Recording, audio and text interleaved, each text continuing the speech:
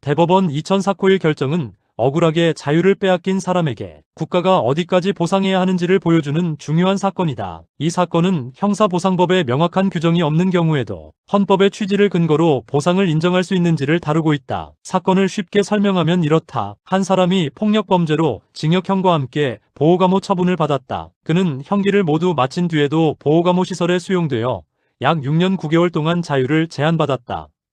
그런데 나중에 대법원이 이 사건을 다시 검토한 결과 애초에 보호감호를 선고할 법적 요건이 없었는데도 잘못 선고된 것이 밝혀졌다. 그래서 보호감호 처분은 취소되었고 그는 석방되었다. 이후 그는 자신이 억울하게 보호감호를 당한 기간에 대해 국가에 보상을 요구하였다. 이 사건의 핵심 쟁점은 간단하다. 형사보상법은 무죄 판결을 받은 사람이 구금되거나 형을 집행당한 경우에는 보상을 청구할 수 있다고 규정하고 있지만 보호감호에 대해서는 명확한 규정이 없다. 그렇다면 보호감호를 잘못 집행당한 경우에도 보상을 받을 수 있는지가 문제였다. 대법원은 보상을 인정하였다. 그 이유는 매우 설득력 있다. 헌법은 억울하게 구금되거나 형벌을 받은 사람에게 국가가 정당한 보상을 해야 한다고 규정하고 있다. 보호감호는 형벌은 아니지만 실제로는 사람을 시설에 수용하여 자유를 제한한다는 점에서 형벌과 거의 비슷한 효과를 가진다. 그런데 형벌에 대해서는 보상하면서 보호감호에 대해서는 보상하지 않는다면 형평에 맞지 않는다. 그래서 대법원은 형사보상법 규정을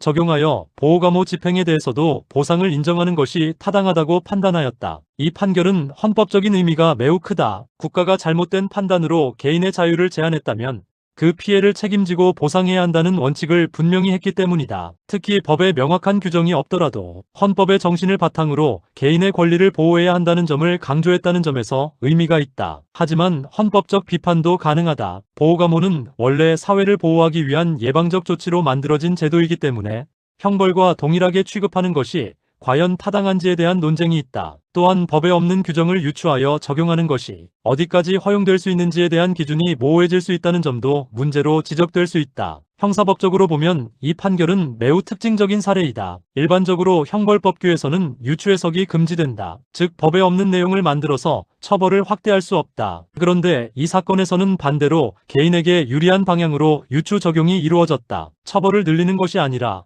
보상 범위를 넓히는 것이기 때문에 허용된 것이다. 이는 형사법에서 유추해석 금지 원칙이 피고인에게 불리한 경우에만 적용된다는 점을 잘 보여준다. 다만 형사 정책적으로 보면 고민이 남는다. 보호감호는 형벌과 달리 재범 방지와 사회 보호를 목적으로 하는 제도인데 이를 형벌과 동일하게 보상 대상으로 인정하면 제도의 성격이 흐려질 수 있다. 또한 앞으로 다른 유사한 자유 제한 조치까지 보상 범위를 확대해야 하는지에 대한 논의도 필요해진다.